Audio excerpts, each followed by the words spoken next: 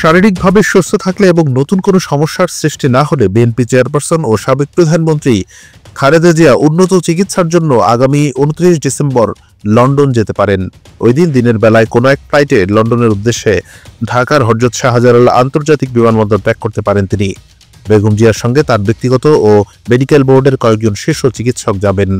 এ বিষয়ে জানতে চাইলে বিএনপি মহাসচিব মির্জা ফখরুল ইসলাম আলমগীর রোববার রাতে গণমাধ্যমকে বলেন, বেগম খালেদা জিয়া উন্নত চিকিৎসার জন্য আগামী 29 ডিসেম্বর লন্ডন যেতে পারেন। চূড়ান্ত না হলেও এ ধরনের একটি চিন্তাভাবনা আমাদের রয়েছে।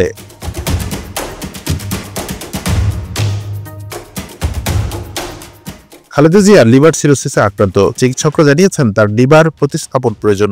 এছাড়া ৭৯ বছর বয়সী বেগম খালেদা জিয়া দীর্ঘদিন ধরে হৃদরোগ, ফুসফুস, কিডনি, আর্থ্রাইটিস, ডায়াবেটিস সহ বিভিন্ন জটিলতায় ভুগছেন।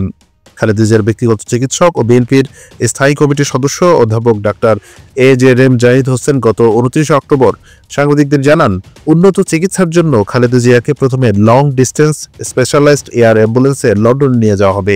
এরপর সেখান থেকে তাকে অন্য একটি দেশে মাল্টি ডিসিপ্লিনারি মেডিকেল সেন্টারে নেওয়া হবে। সেই দেশটি যুক্তরাষ্ট্র বলে জানা গেছে। দলীয়ভাবে খোঁজ নিয়ে জানা গেছে, গত আগস্টের শুরুতে নবায়নকৃত machine readable passport MRP Khaleda জিয়ার কাছে হস্তান্তর করা হয়। এরপর নভেম্বরে তিনি যুক্তরাজ্যের ভিসার কাজ শুরু করেন। ইতিমধ্যে যুক্তরাষ্ট্র ও যুক্তরাজ্য ছাড়াও সৌদি আরবের ভিসা পেয়েছেন বেগম খালেদা জিয়া। চিকিৎসা শেষে দেশে ফেরার সময় সৌদি থেকে ওমরা করতে পারেন তিনি।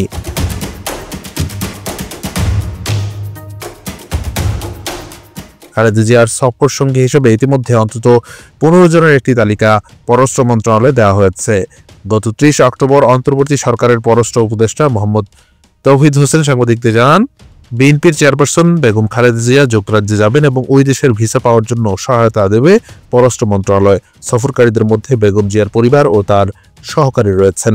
এর আগে 2017 সালে 16 জুলাই লন্ডন যাত্রা করে একাধিক মামলার পরোয়ানা মাথায় নিয়ে ওই বছরের 18 অক্টোবর দেশে ফেরেন খালেদা জিয়া। ওই সময় তিনি যুক্তরাজ্যের ডাক্তার হেডলি বেরির চিকিৎসা গ্রহণ করেছেন। 2018 সালে 8 ফেব্রুয়ারি জিয়া অরফানেজ ট্রাস্ট সংক্রান্ত দুদকের মামলায় সাজাপ্রাপ্ত হয়ে কারাগারে যান BNP chairperson.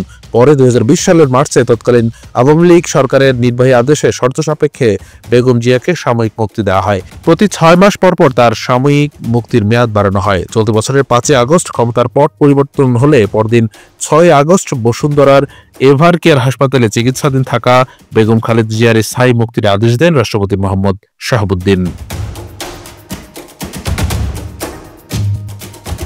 Anwar Hossain, BD archive.